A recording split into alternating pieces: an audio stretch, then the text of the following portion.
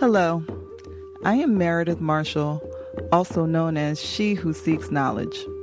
I am a tribal member of the Nanticoke Lenni Lenape Nation, and we are broadcasting live from Nanticoke in Lenape, my ancestral homeland.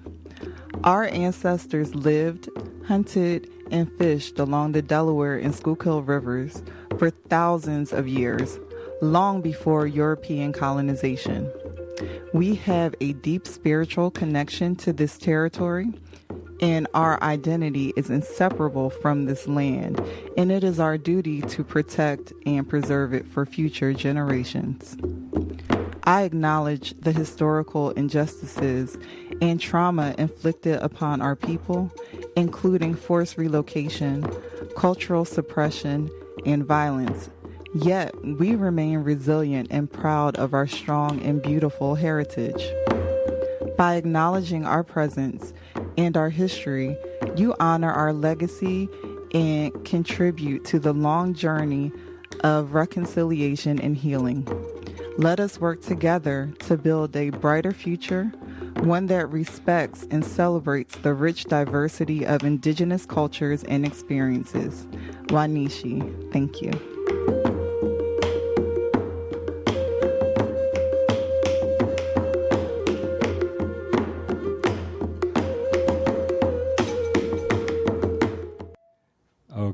Okay, we got that taken care of. And so, again, welcome to the Save Our Ancestors radio show. You're listening to Germantown Community Radio at 92.9 FM, WGGT LP Philadelphia, and online at gtownradio.com. Again, I'm your host, Tavis Sanders, also known as Red Tail Hawk. We like to introduce our co-host. Yes, hello. This is Meredith, She Who Seeks Knowledge. Cool. And thanks for that little bit, if you're staying with us through that little bit of hiccup. But we have a great show for you today. And so before we begin, let's not read this time. Let's talk about it for a minute so that the people can actually know, off script what this means to us, right? Right. So today's guest is Tyrese Gould. She is a tribal member of the Nanticoke Lenni Lenape tribe, which I am also a member of. Mm-hmm. And she has a beautiful, serene, gorgeous nature reserve in New Jersey. And she's going to be on telling us about her nature reserve. But before we get into that, I just wanted to acknowledge who her father is. Her father is the former chief of our tribe, Mark Gould. And I just wanted to pay respect to him for the work that he helped lay down, getting our tribe in order back in the 70s, how brave that was to be seen and to show up and say, I'm Indian. Mm. And, it's actually the danger he put himself and family in by doing that. So, yeah, you know what? I'm going to go ahead. I also went to the Nature Reserve during y'all, what was it, youth? It was our annual youth retreat, for the children. So our older children's group is called the New Dawn, mm-hmm. and then the little ones are called the Little Acorns. So we had, cultural activities all weekend. They learned how to make corn hut styles, some leather working. The older kids made wampum jewelry.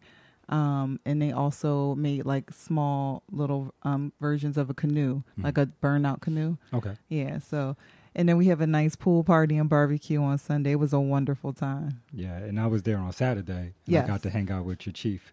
Well, once a chief, always a chief. Correct. Right? Correct. And so, he told me some stories, mm-hmm.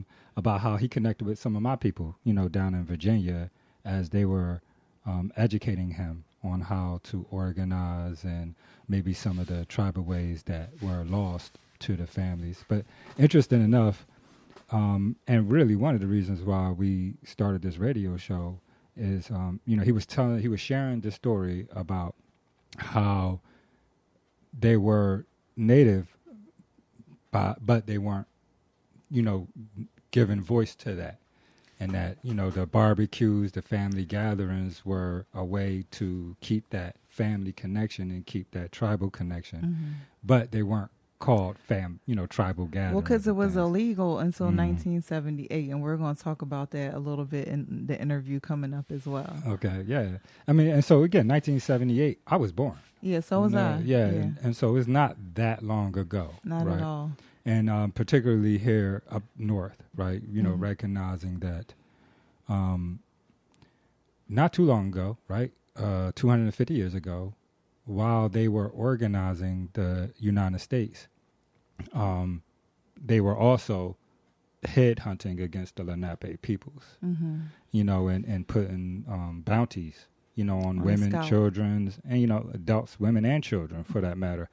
And the ramifications of that genocidal practice occurring to y'all peoples, and then the subsequent erasure that occurred in the writing of history, particularly of, the tri-state area, the Philadelphia, Delaware, right. New Jersey region.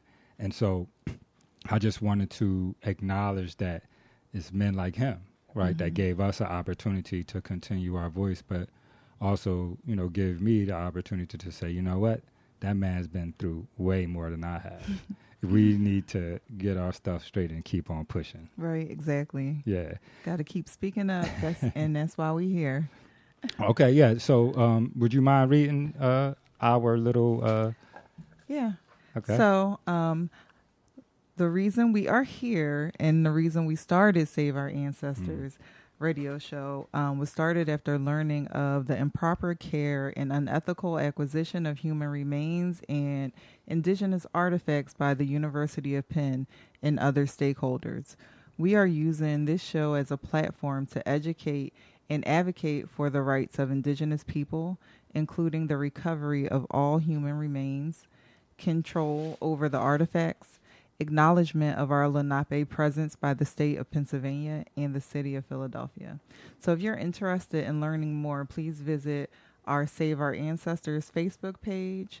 And you can also email us if you have any questions or comments at acknowledgeourlands@gmail.com. Yep.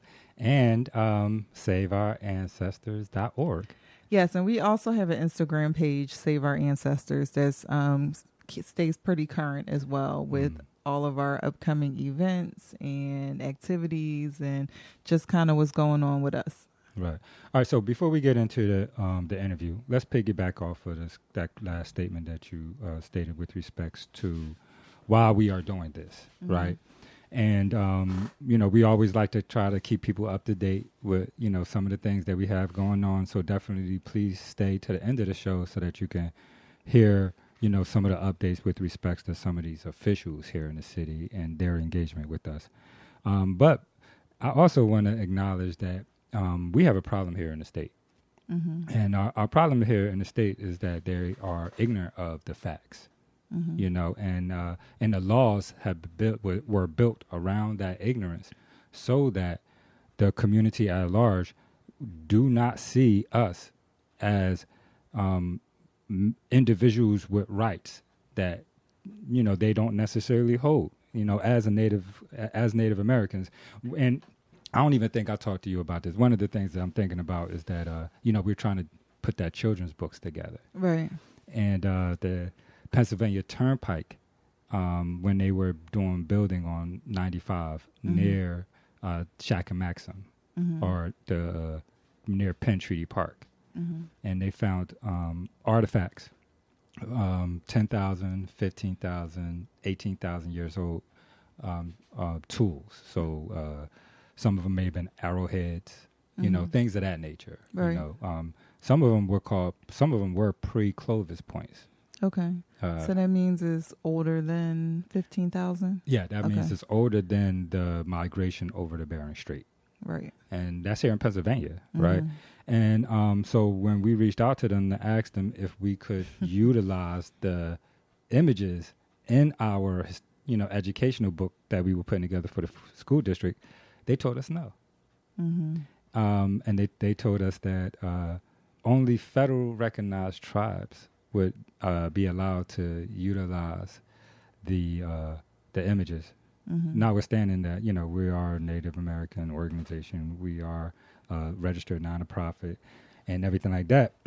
And so, I just want like the community to know that, you know, you're Lenape. You live in Philly. You grew up in Philly, and they're telling you no, you can't have access to these images. Yeah, now Not even the artifacts. not even the artifacts, just the images. use of the pictures. Yeah, y'all want to use our stuff. They got it on their website. Yeah. Well, Well, that's the thing. They monetize our culture, our heritage, and just all these things, and then we can't even use a picture of what belongs to us. They even control who is and who is not, Right. to a large degree. And so, that's a big issue here in Pennsylvania. And we're going to make sure that we let these politicians, and also community activists, right? There's so much I hear about the original sin of the United States, the original sin of the United States.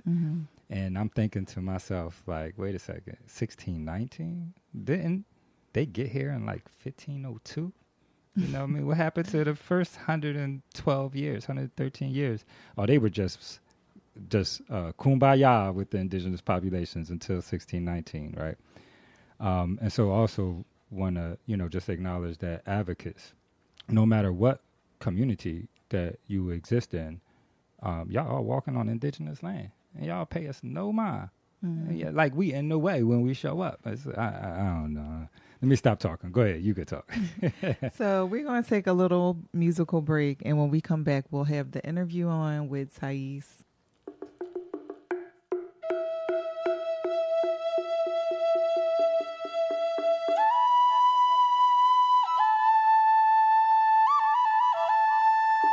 All right, good day, and welcome to the Save Our Ancestors Indigenous Radio on G-Town Radio.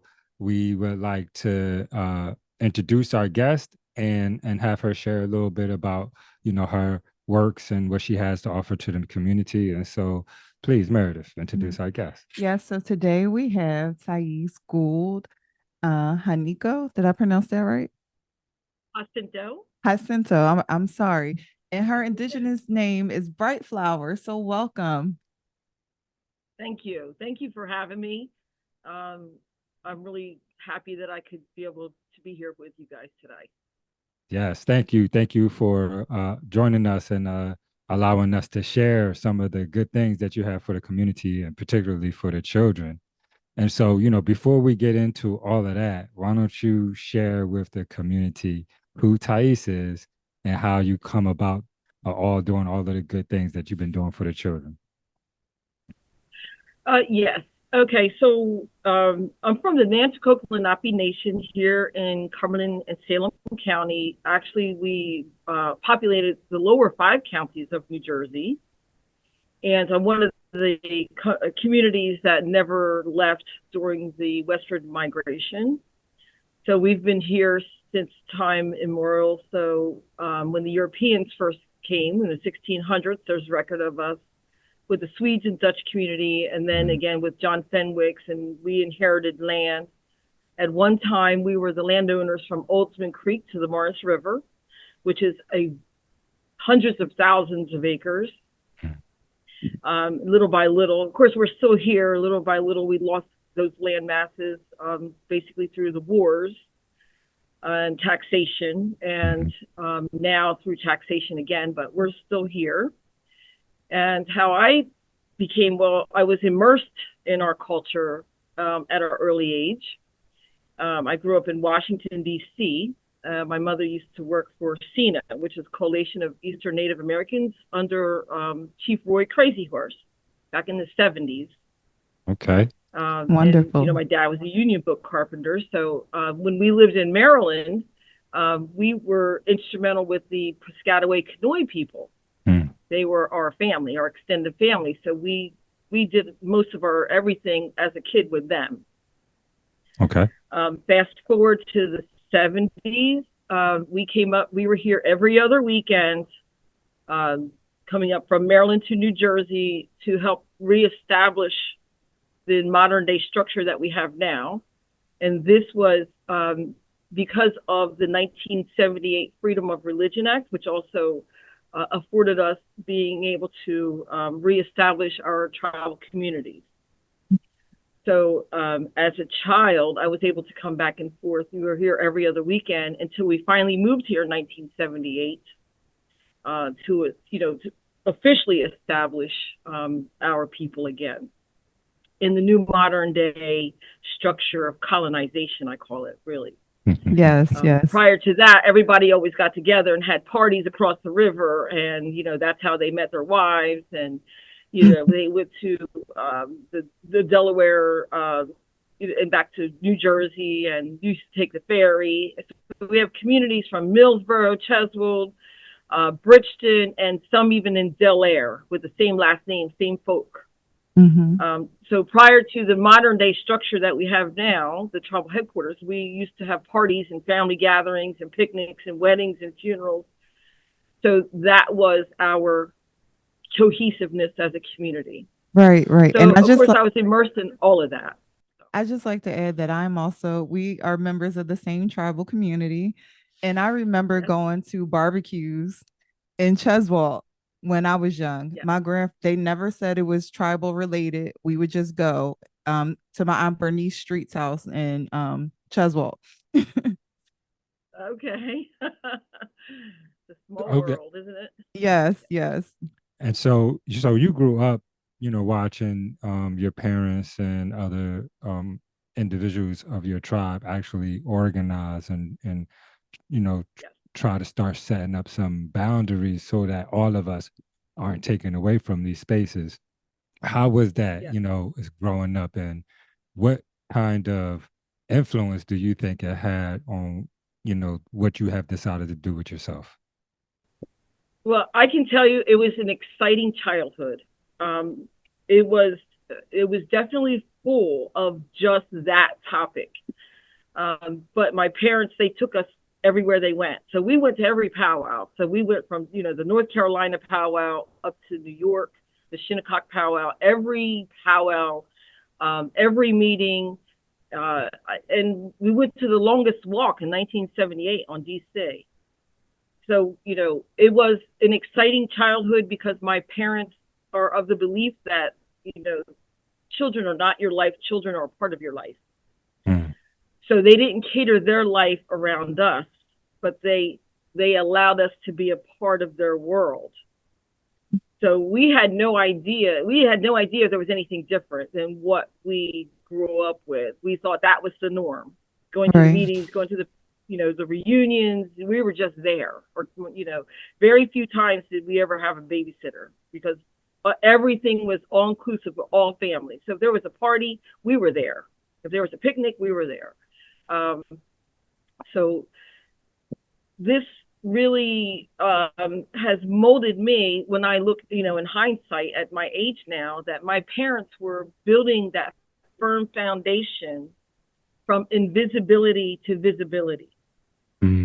So we went from an invisible population because, in 1924, we couldn't even hold land. Everybody knows the story.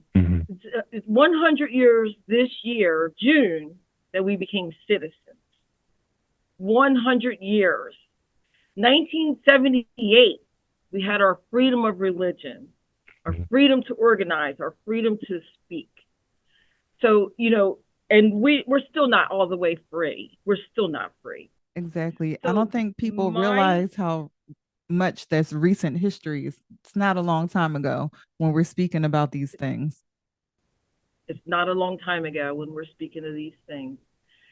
So I remember some of the early meetings, some of the elderly people saying, you can't tell everybody who we are.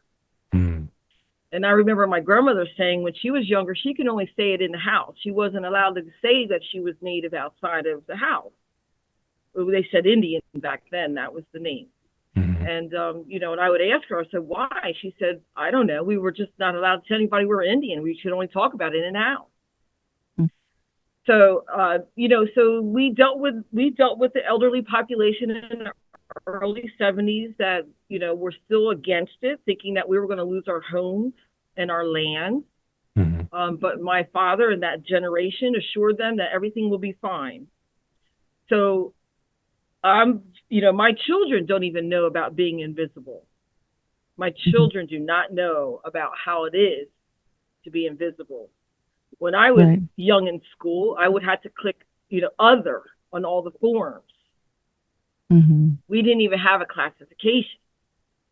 So, to watch all of this unfold gives me a really high respect for my father's generation, my grandparents' generation, for taking the bigotry and the erasure and changing that so that now we have a firm foundation. So we're building on that foundation. My generation is building on that foundation. We're not relaying the roads. We're not remaking the bricks. We're building on top of that firm foundation with the pillars that they have forged so that we can take our next platform, which to me is writing the books and starting this nature reserve. Right. It's a great transition to what my next question was going to be, which was about the books. And, interesting enough, you talk about the generational transfer of knowledge and wealth. That's kind of what I'm hearing from you, from your father, from your grandfather to father to you. That's 3 generations. Your children, that's 4 generations now. And we're talking about our children learning from you in these books. That's 5 generations now. And so that's the platform that I'm definitely excited to share as far as what you and your family have been producing. Please share a little bit about the books that you have, and definitely please share where they may be able to find some more information on how to locate those books. Sure. Yeah. So it was just a simple thing for the books. I know it was spiritually divine that that came about, but my daughter had my first grandchild. And she was really excited because, as the new generation, this is, they start a library for the children. So she says, I started my library, you got to come see my books. And it didn't dawn on me until then, after having 5 children myself, that there were no books about us. There were no books that looked like us. There were no books that would be an inspiration for my grandchildren. As a parent, you don't think of that. All you think is like, oh, there's the library, here's some books. You don't think of that. Right. But when you're a grandmother, it's a whole different ball game because we have a different role, just like my grandparents, my grandmothers did. They were very instrumental in my life. And, we're not as busy as we are when we're parents, when we have our grandchildren. So we give them a little more quality time to sit down. And that's when it happened. I'm like, I've got to put a name to our people. We were erased with a stroke of a pen. We were erased. When you read some of the stories, it's like they were no names. There are no names to any of these spaces that aren't even real faces. They're just faraway depictions of some faraway people that they imagined would look like. Or even say we're extinct. Exactly. So they erased us. So that's where the books come in. The books are to address that. And, I had a client one day, and she's a self-published author and a very successful one. Award-winning one. And I'm like, I have all these stories. I said, I've written poetry since I was 11 years old, and I have all these crazy stories because I'm a storyteller. And I said, how do you do it? And she says, oh, you look on Amazon KDP. I went on, because I have a computer background, I went on Amazon KDP, and I'm like, okay, I've got that part. Now, how do I figure out, because I can't draw a stick figure and you can recognize it. So I said, how do I get somebody to bring it to life? And she put me in touch with this guy. She said, well, this guy is probably your best illustrator because, he's from the Philippine community, but it's very similar to the Indigenous community. You can, work with him. And that was the first book. And that was all she wrote. I'm like, if I can self-publish, then I'm doing this for my grandchildren. they're going to be my worst critics. I don't care about the rest. Can you I give said, us I'm the doing this for title my of your kids and first my. book? It's the tale of the detailed turkey's tail. So this is about how all the people found each other, and they went from place to place, and because in the very beginning we didn't know how we found each other. So my creative story was they painted stuff on the talking turkey, and they went from community to community, and then that's how we have gatherings of all of our food. So, and then, I was like, well, I can do whatever I want. So look what I did. I put me and my girls on the book. I love it. So we're on Yes. every book. We are on every Wonderful. book because, yes. And then, I don't have to worry about a publisher telling me what to do. I don't have to worry about it. Yes, maybe there's some grammatical problems in the book, but you know what? I get past that. This is, I'm not trying to sell billions of copies, which I've already sold lots and lots of copies though. But that's not my platform. My platform wasn't to get rich on a book. My platform was to put a name and a face to who we are. And you said that was the tail of the turkey feathers? Yes, it's the tail of the turkey's detailed tail. It's like a tongue twister rhyme. Yeah. It's Creator's Great Soup. And that's just my version of the creation story and how we are all one with nature. Because Yes. that's what I believe. We are all one with nature. And I'll just do one more. This was the hardest book that I wrote. This is actually a journey of me and my poetry. This is an anthology. This is my poetry from at the age of 13 on. Okay. And what's the name of the book? This is The Blossoms of Bright Flower. And this was really difficult to write because it's really difficult when you do your poetry and you're soul searching that you're putting out on words that you really don't expect other people to read, and then you publish it. It was really difficult. So, well, thank you for sharing I have your poetry with us. That's 17 wonderful. published books. Yeah, I have 17 published books and 2 more that the illustrator has. Okay. So 2 more coming soon. We're coming soon. Yes, I got pictures for one of them already. Okay.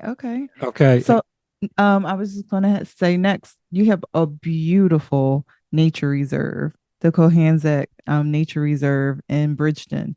Can you tell us a little bit about the story, how that happened? Maybe a little bit about the beautiful land. And if you feel comfortable, we can share a little bit about the retreat we just had last weekend on your grounds. Yep. So that was a simple process also, and it was divinely inspired. So we are an energy company. We're a conservation company. We do state of New Jersey weatherization assistance programs and other things to help reduce the carbon footprint and help people save on their energy bills and so forth. So for several years, we were looking for a larger place. And it just never seemed to happen. One day I looked for the expired listings. I'm a real estate agent. So I looked in the expired listings, and there it was. And it was listed improperly. So that's why I was never able to find it. It was expired. So I made a phone call and I said, this listing of this building and this land is expired. I said, is it still for sale? And he said, absolutely. Absolutely. So I'm like, okay, well, he wants $1 million. How am I going to come up with $1 million? And when you ask the creator anything, the answer always comes. Mm-hmm. I said, how am I going to come up with $1 million? So I sent some emails out to some prior colleagues and so forth. I'm like, well, I really need this space. We need to expand our programs. We really need this space.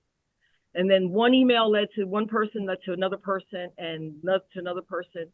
Come to find out, well, I already knew about the Burden Hill property being in our ancestry already, because this is where my great-grandmother, Nanny, she was an herbalist that I didn't get to learn from her. She died 1 month before I was born, but my grandmother, her mother, this is where the herbs came down from. But this is where she was born, and this is in the book of Strong Medicine Speaks, my grandmother says, this is the dust of my ancestors. One day this will be the dust of mine, in that book by Amy Hill Barth. I think that was written in 2006 or 7. So I knew about that part, but that wasn't the focus, the spiritual connection. So to make a long story short, the people that own the property around us that have preserved hundreds of acres at the Burden Hill Preserve, when they found out that we wanted to buy it, they called all of their connections. Next thing you know, we had a Green Acres grant for half of the value. So that was $450,000. So we needed to come up with the net rest. We met with the Nature Conservancy. They gave us $370,000. They had just gotten a gift from someone that passed away from their estate. They gave us the $370,000. We put in about $100,000, and this is where we are. And when I tell you, sometimes when we walk this property, we get goosebumps. Mm-hmm. And I've tested it on people, and I said, that's where you see that spiritual circle where we were sitting at that fire. Mm-hmm. That place had so much energy. So my sister came and a couple of other people, and I made them stop. This is before the circle was built. And I made them stop, and I said, look at your arms. And every one of us had goosebumps. Wow. I said, there's some kind of special energy at this place. And I said, and that wasn't cleared out. I said, but I see that circle here. Mm-hmm. This is a special place. So, we feel there's so much. I know the previous owner said that there's ghosts here, but we don't feel that they're ghosts. We feel that they're ancestors. Right. I didn't feel any type of ghost or it was very peaceful. It's very peaceful because we're welcome here. They welcomed us here. So Mm-hmm. prior to us, right after we got it, we asked Uncle Sonny, which is our spiritual leader for our tribe. He came and did a private blessing for us. And it was just small. It was maybe about 10 people. And he did a private blessing over the land. So yeah, before we get into all of the details on how, individuals can get in contact with the reserve and how they can support or even come and visit, I'd just like for you to share one more thing, and that's your pond. Yes. The lens. Yes, the lens. Okay, that's what it's called. It's called a lens. Yes. Somebody was paying attention. I was paying attention. Yes. Uh-huh. So okay, so there's a lot of nice features about this land. One of the features is it's never been clear cut by European incursion, meaning the trees were never cut down for farming. The land was never tilled. So when you're walking on this soil, you're walking on the original soil complexity, the soil layers from the Ice Age. Mm. When the Cohanzick River Basin and the Delaware River Basin actually converged to make the hill that's what's in this property. So on this property, it's a, they call it, I think, a blue hole also. There's a pond, which is called a lens, which percolates from Ice Age water that's underneath of the hill on one side of us. And when the heat hits that hill, it populates and it goes up and down inside that. So and then also on this property, which, we can't make paths to that. We have 63 acres of paths, by the way, walking paths. But there's one special area that has the swamp pinks. And on our website, on cohanzick.org, you can see the YouTube video that New Jersey Conservation Foundation did. It talks about the swamp pinks. It's on a federally endangered list. Go ahead. No, I was just asking you to explain what a swamp pink was. Yes, it's the lily family. It's the lily family, and it's on the federally endangered list. And it has to grow in peat moss that's at least 10,000 years old. That's why it's endangered, because there's not very many places like this place, the symbiotic circle inside of this preserve. That's where we are. We are actually in the very center of all this preserved land. The beautiful space. Which is a sacred symbiotic. It's a beautiful space. Yeah. Yeah. Okay. And so, thank you for sharing. And do you work with schools or other community organizations and programs? Yes, we've had since we've opened, we've had a handful of programs that we host. We are working on grant funding right now for school tours. We're still looking for, because we're in fundraising stage, so there's a few things that we need to get, which is a lawnmower tractor. Right now, we just borrow my equipment from my ranch to help out with here, and then I have a washer and dryer in the room, but the dryer broke, so now I have to take all the tablecloths back home and wash them and dry them at my house. And so we're still in the fundraising stage, but we're almost there. We do have someone that's looking to do a school homeschool group that's looking to do a program with us in November. And of course, we had the retreat that you guys will. I would like to hear your feedback on that retreat myself, not instead of me talking. Yes. So we are doing all kinds of things. Yeah, so last weekend, the first weekend in August, I should say, we had our youth retreat for our tribe down there with our little acorns and the new dawn. And that was my first time coming down to the reserve. I've been to your ranch before and it's wonderful, but this was just a beautiful, beautiful, serene space. It was so special. The energy was relaxing. I have horrible insomnia and I slept like a baby. No. Wow. Yes. So Oh, we shared a lot with the children. They got to make wampum, they got to make corn husk dolls. Some of the little ones made necklaces out of scallop shells. I just think it was nice for the children to have that chance to unplug also. You have a beautiful space and I completely enjoyed my weekend. thank you. Thank you. Yeah, so this is just unfolding. The creators is doing this. We're being aware. Yes. We do our meditation and we're just being aware of where we're supposed to go, the doors we're supposed to go through, and the paths that we're supposed to be on.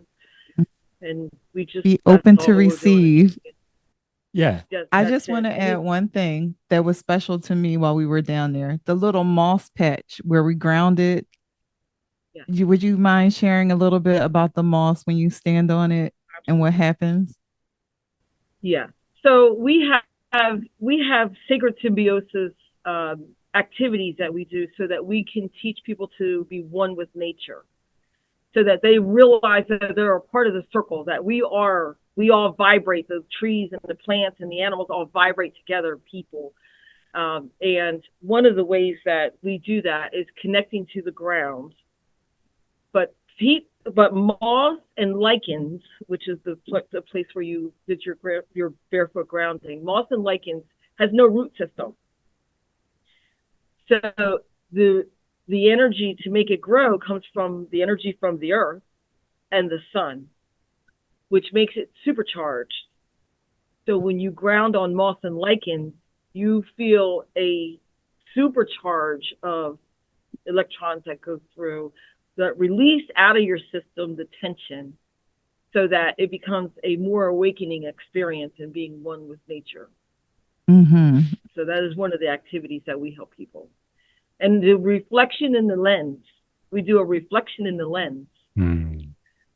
which we didn't get to with the children, but the reflection in the lens, it's really difficult to see your reflection in a lens or a pond or any source of water, because your eyes will gravitate towards the bottom of the water and the source of the water. So you'll see, instead of seeing your reflection, you'll see what's in the water.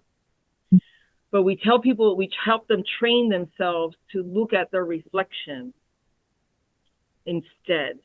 So we call it a reflection pond.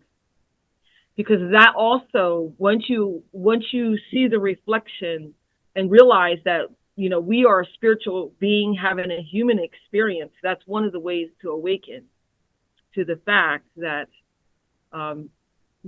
this reflection is not who we are, and we could not know, but it's something that's on the inside like that. My latest book I put in there. It's no longer I that lives, but the Creator that lives in us.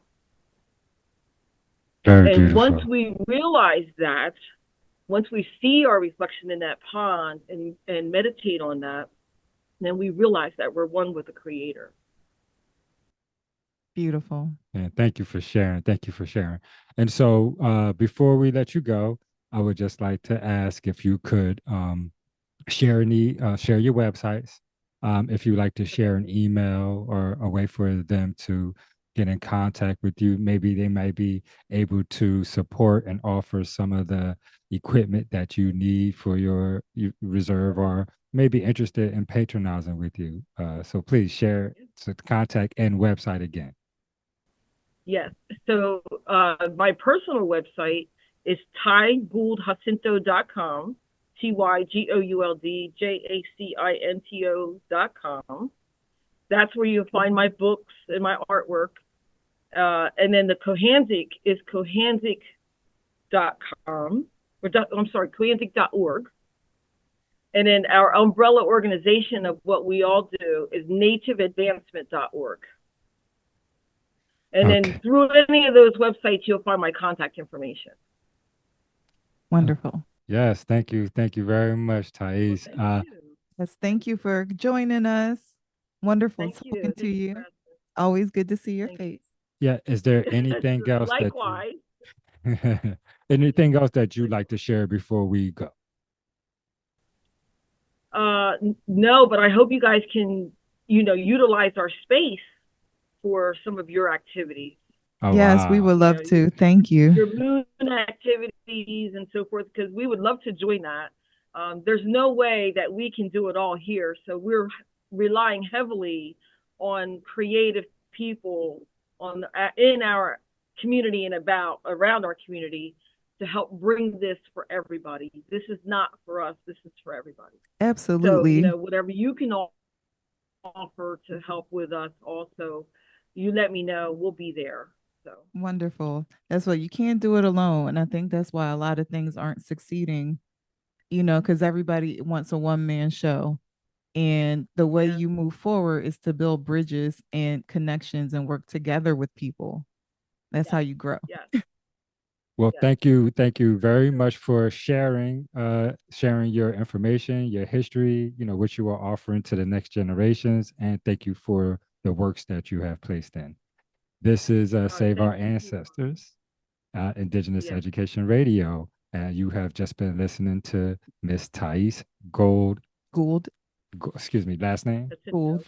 All right. Jacinto. Have a great one.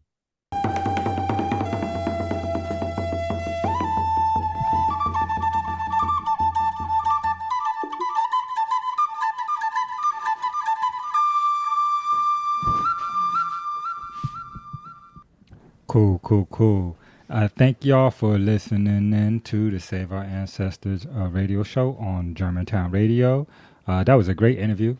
Mm-hmm. I think that, you got a cool tribe. You got some cool people who's in your tribe doing some good work. Thank you. And you know what? I mean, the area that we live in, and what they've done to Native and Indigenous peoples, it takes people like her and her father to step up, put themselves out there and say, look, we're going to make this work. We're going to get this done. Right. Laying back, y'all. Laying back. Right. And so speaking of laying back, let's talk about the city. Let's talk about the state for a minute and give us some updates on, some of the things that we've been doing in the area. Right. So we finally talked to Cindy Bass. Yes. We did go out to the cleanup that day. It was the day after our last show. And we didn't meet her that day, but we got to talk to lots of people from her office and they were very interested. But then we got to speak with Cindy finally at the Nicetown Give Back Day this past Saturday. Yeah. So we are looking forward to networking and setting up a meeting with them going forward. And we'll make sure to keep everyone posted with that. Yeah. Germantown Radio was out there too, actually. Yes, we was in the house. Definitely. And so we're looking forward to Miss Bass setting that appointment with us, before the next show, and we can give some information, particularly what's going on at the Loudon House, right? And let her know, look, this is in your district. These are the things that's happening to us, and making us very uncomfortable, in a space where we're supposed to be able to freely practice our ceremonies, particularly when they're on our lands, right? Right. Structures that are built, that y'all acknowledge are built by us, and y'all still not going to let us, look at the moon. My goodness. I'm just saying, like, if that mansion is historical, then our mound is ancient. So which one you want to protect more? It's just, we have to start asking those tough questions. And it's not saying that one not saying one is not important, but they both are, and they both need to be respected. So, hopefully going forward, we can start having these conversations with our city representatives and politicians in the state, and just let them know that we're tired of being pushed aside, ignored, and, just kind of let them know the laws are on our side and we're protected, and they need to educate themselves on what they are. It's not our job to educate politicians, and that's what we've been doing. Facts. And however, we're going to do what we need to do, right? If education is necessary in order to have a conversation, then we're going to educate, right? Indigenous education. Yeah. I've been on that mission for 15 years. Like, these people don't know. I got to teach them first, right? So that they can start asking those questions, like what's really going on. And, and eventually I really do want to have a show where we're talking about, okay, what does it mean to be Indigenous, and what does how does the world see it? Not just the United States. The United States has a very specific approach and definition and legal standing for us. However, it's very restrictive, and it doesn't offer us that space for us to make our own decisions. Too often we have to have validation from the government that enslaved and committed genocide against us of who we are in order for them to acknowledge us. And I'm like, hold on, wait a second. Y'all enslaved us, stole our lands, put bounties on majorities of our peoples, particularly here in this region. Also put tribes against each other, different sections of the same tribe. Removed who you could. Ignored who you couldn't remove, and now you're saying, wait a second, if you want to be acknowledged as this, you have to have our paperwork. That's just the continuation of the genocide. It's just the continuation of the colonial patriarchy, right? That has destroyed us for so long, but it's not no more. Forget that stuff. And with that said, comes our ability. The way that we stop it is by practicing. Right. By participating in our traditions, our cultures, practicing our ceremonies, and not being shy about that, being, having that right in front of their face. So I know we're going to be doing something Monday. We have our next fire circle from 7:30 to 9:30 on Lemon Hill, right on the mound, up like right behind where the basketball courts and playground is on Lemon Hill. Yeah, I always enjoy that space up there. It's really a nice time. And we're getting some really good, nice weather, too. So. Yeah, hopefully the weather will be good on Monday. And the moon rises right between two really large pine trees. So it's always a very gorgeous view. And just, a peaceful time. Nice to ground and, talk, network, make some new friends, come out and say hello. Like I said, hopefully the weather will cooperate. It always does. Yes, for the most part. Yeah. We don't get rained out too often, so that's a good thing. All right, so we don't have that much time left, but I did want to share one more thing with our community, if you don't mind. Okay.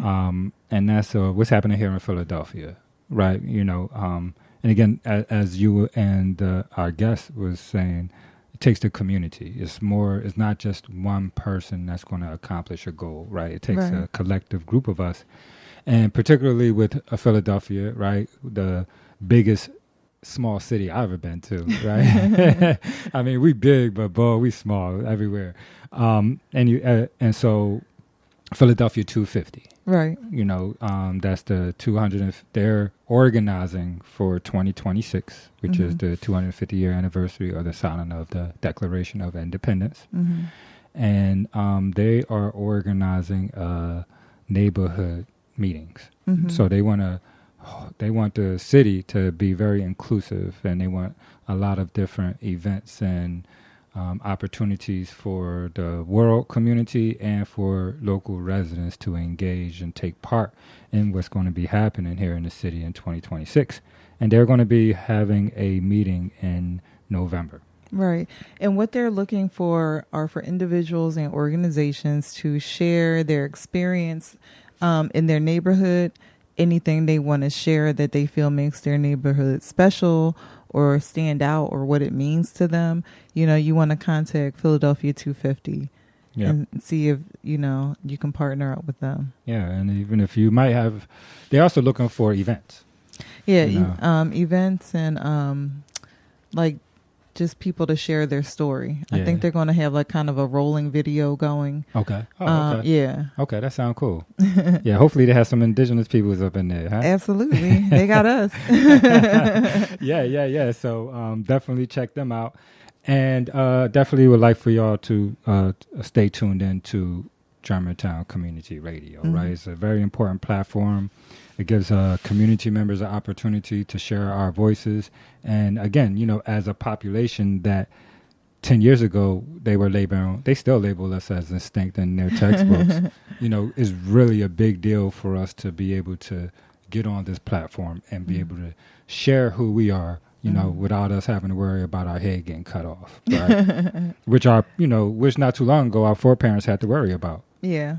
You know? Yeah. And that's why people were quiet. You know, like Thais said, you know, grandparents would say, don't talk about that outside the house. It's because you could get kidnapped and put in a residential school. You know, these things are real life. All right. Well, that's our show for today. I'd like to thank our co-host, She Who Seeks Knowledge, also known as Meredith. I'm Tavis Sanders, also known as Red Tail Hawk, and you have been listening to Save Our Ancestors on Germantown Community Radio, 92.9 FM, WGGT-LP, Philadelphia, and online at gtownradio.com. We hope we catch you next time. Peace.